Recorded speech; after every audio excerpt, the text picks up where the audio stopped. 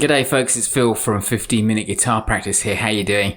Today we've got a super simple exercise that's going to help you get mobile and start moving around the fretboard.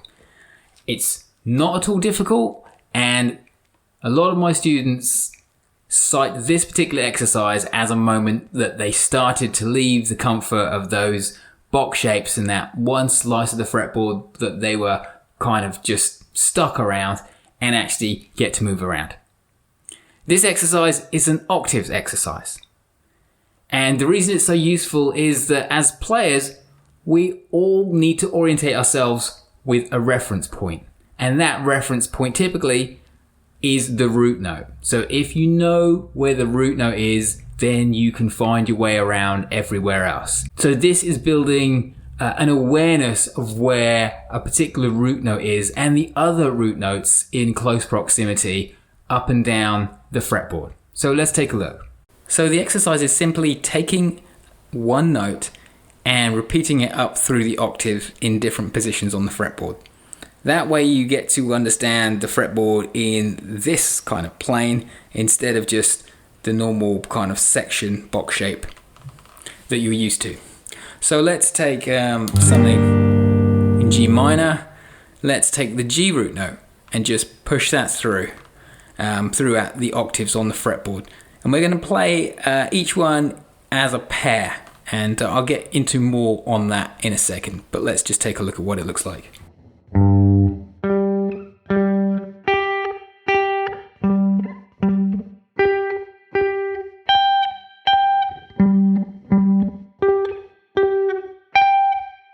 And then we head back down.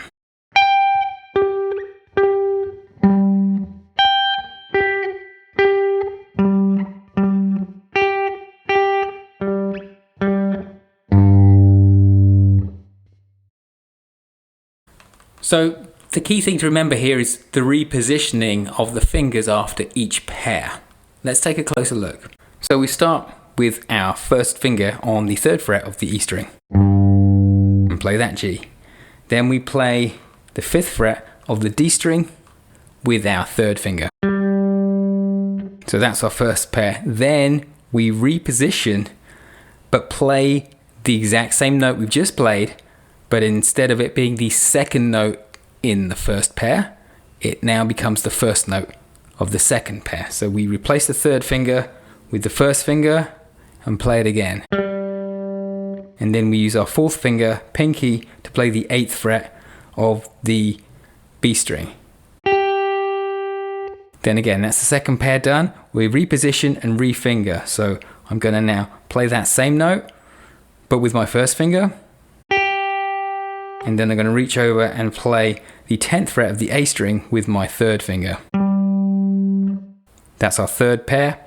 And then the 2nd note out of the 3rd pair becomes the 1st note in the 4th pair. So swap fingers, same note, same fret, 10th fret A string, but playing it with our 1st finger. And then playing 12th fret of the G string with our 3rd finger. And then replacing fingers, 12th fret of the G string and 15th fret of the top E. Then replace that, 1st finger, 15th fret of the top E, and I'm using 2nd finger now because things are getting a bit squashed. 2nd finger on the 15th fret of the bottom E. Then replace 1st finger, 15th fret of E, and then 3rd finger at the 17th fret of the D string. Replace with the 1st finger and then up to 20th fret on the B string, and then head back down. Replace. This time you're going 3rd finger, 1st finger, 2nd finger in this instance because it's on the same fret. Replace.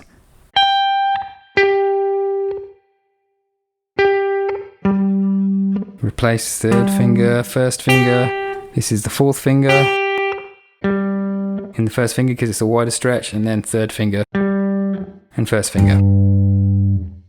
So the next step would be to push through the octaves of 2 notes rather than just 1 note. So in this example, let's do G to C.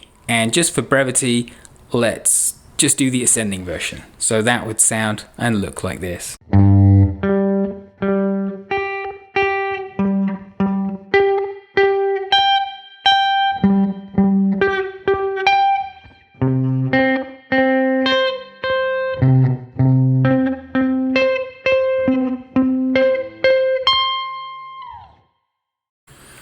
Now this is a good exercise. As you can see, we're covering quite a lot of the fretboard, but because it's an exercise, it's not particularly musical or usable in a practical sense.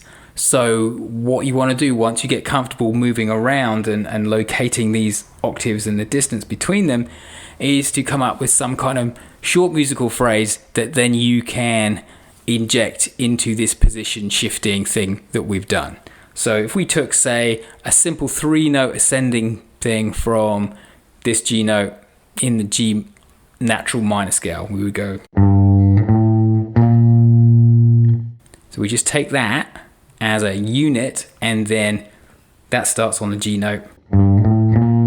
So then we move it to the next G note and do the same. And so on. And so forth.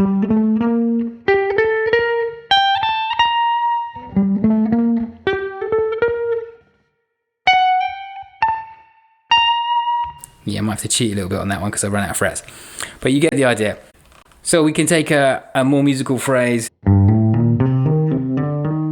like that and push that through. We don't have to push through all of the octaves or everything we've done, but we could make it a bit more musical by doing something like that. So that'll get you from there to there, and that sounds quite musical.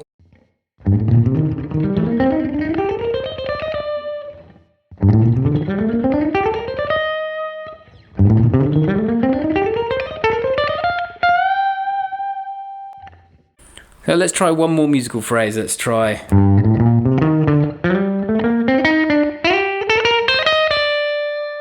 And let me just tweak the end to give it less symmetry right at the end and kind of more resolve. So.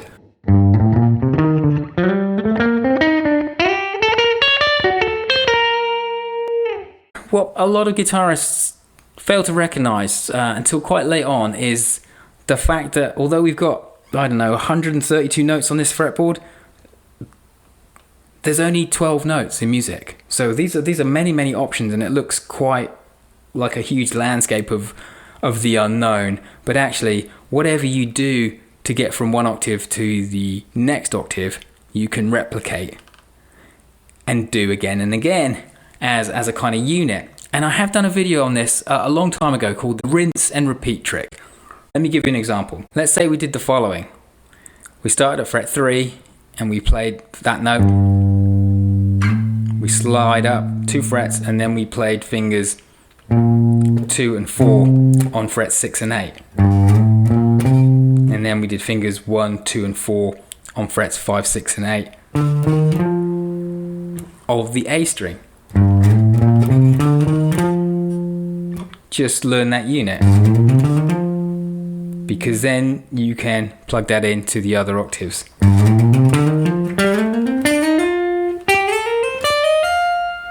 And you've gone from the 3rd fret to the 13th.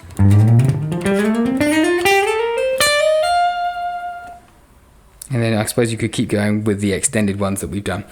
But you can do that with any scale or phrase. If you can get from one octave to the other octave, then you're golden to go all the way up the fretboard. So there you go.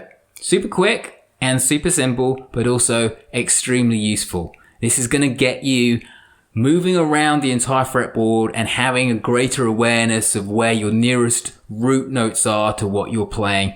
And that's going to help you start to see this whole fretboard as a connected thing instead of these kind of sections and box shapes that you're so used to leaning on.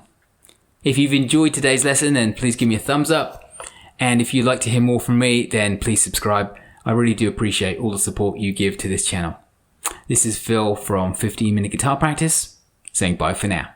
Cheers.